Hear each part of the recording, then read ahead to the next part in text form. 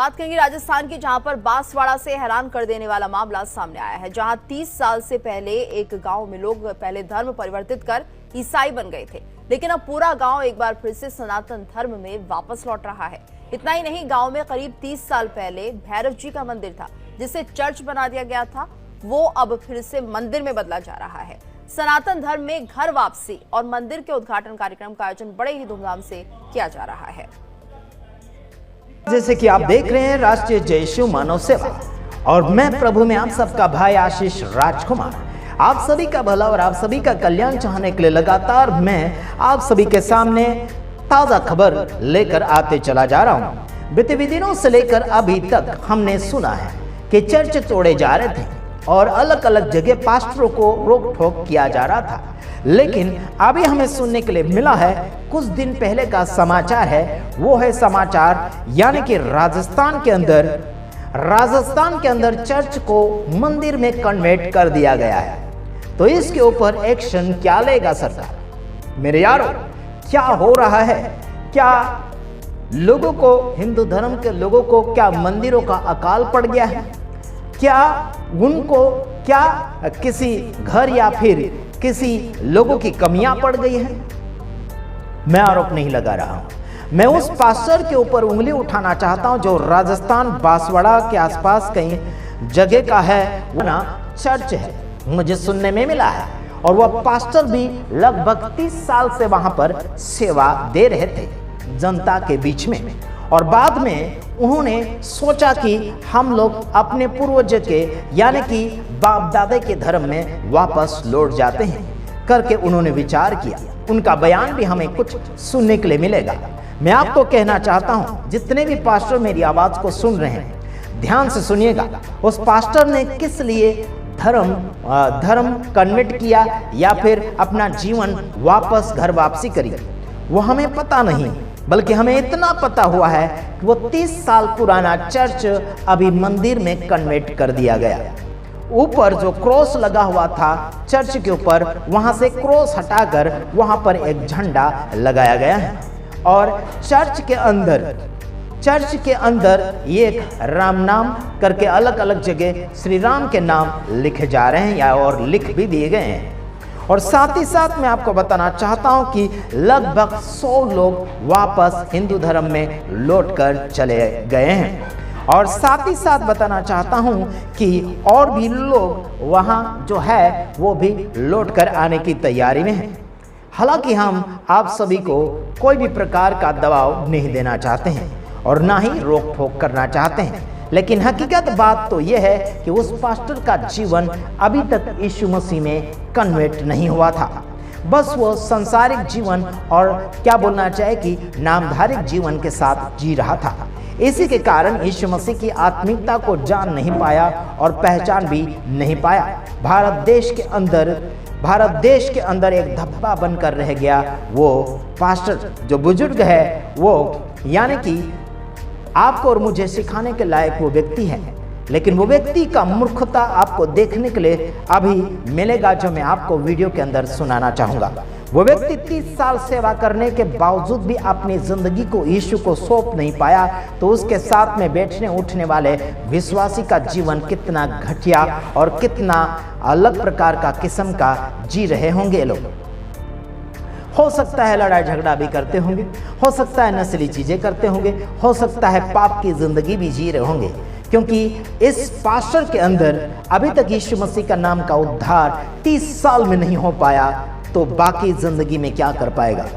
वो अभी हिंदू धर्म में कन्वर्ट तो हो गया है, राम नाम के नाम को जप तो रहा है, कोई हरकत नहीं, जपिए, मुझे कोई परेशानी नहीं, लेकिन भारत देश में एक धब्बा बनकर रह गया है। महापाप है। मूर्ति पूजा करना बाइबल सरासर मना करती है, और ईश्वर यानी कि परमेश्वर को छोड़कर दूसरे को पूजना या फिर किसी और की भक्ति करना वो भी गुनाह है बाइबल के अनुसार। साथ ही साथ मैं आपको बताना चाहता हूं कि राजस्थान के अंदर बवाल मचा हुआ है। जगह जगह चैनल के ऊपर अलग अलग प्रकार के शब्द हमें सुनने के लिए मिल रहे हैं। हमने सोचा कि हम भी कुछ शब्द उनके लिए कह देते हैं।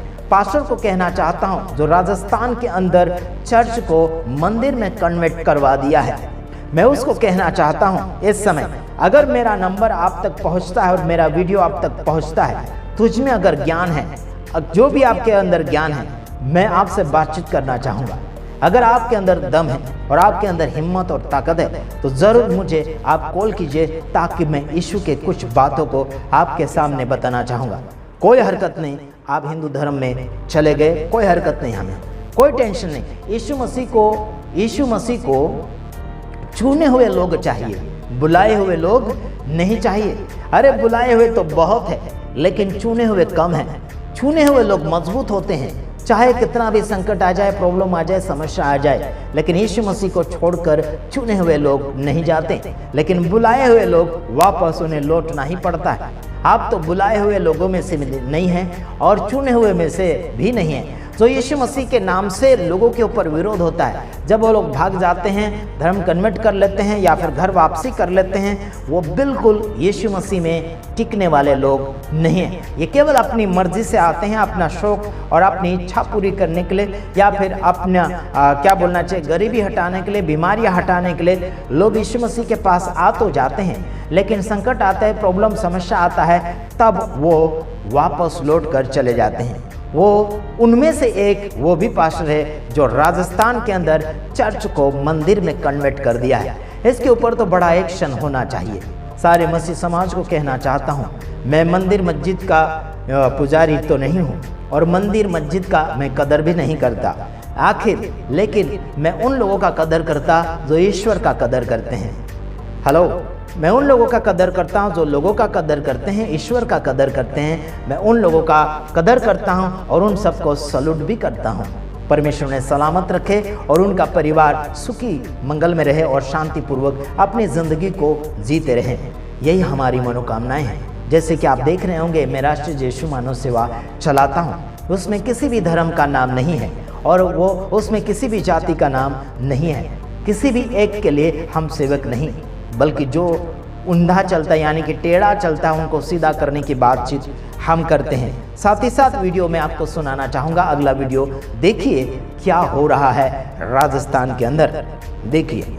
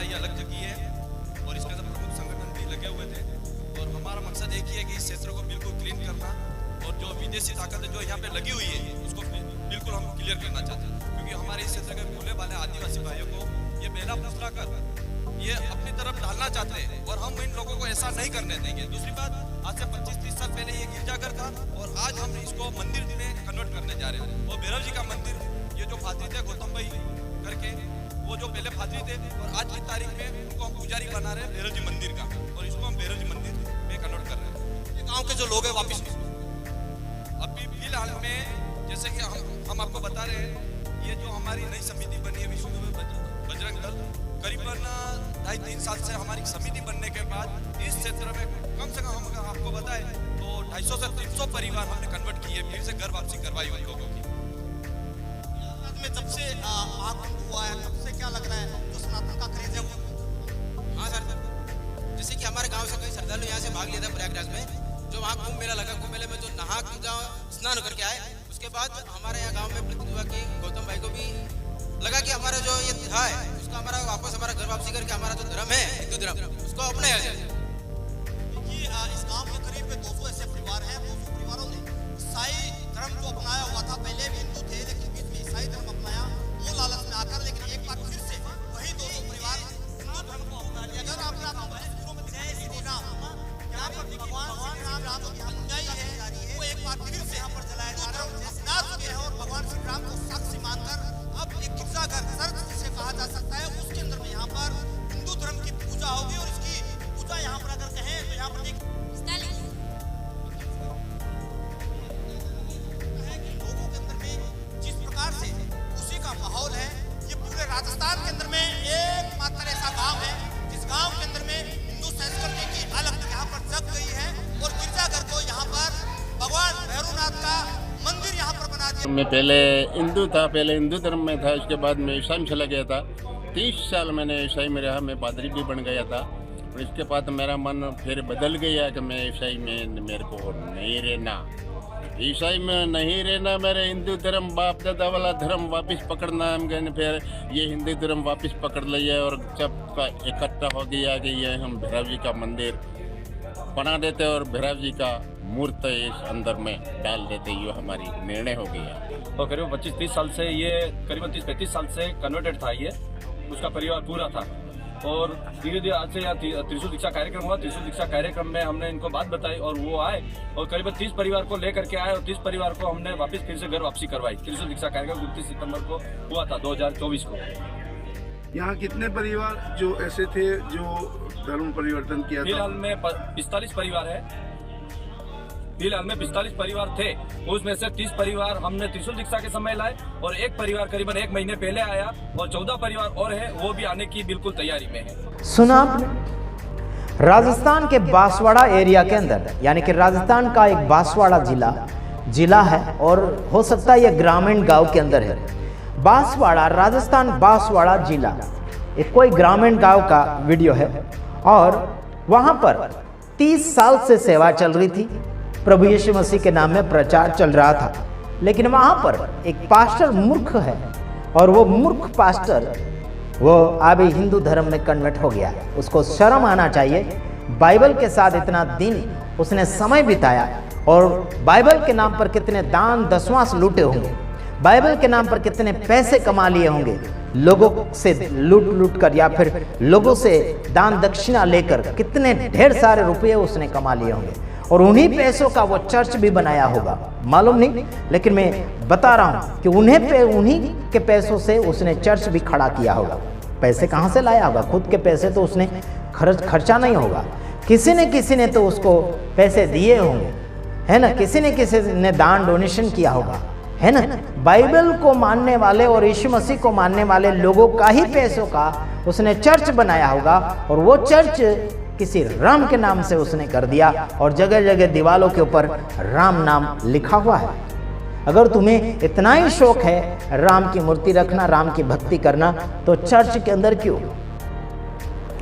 कई जगह बनाओ मंदिर, चर्च के अंदर विश्वासी लोग बैठे, है ना, आपका क्या हक उसमें?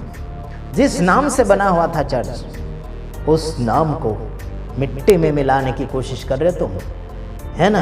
परमेश्वर तुम्हें मिट्टी में मिलाएगा, तब तुम्हें पता चलेगा कि तुम कौन सी खेत की मूली थे और कौन सी खेत में तुम मिल गए।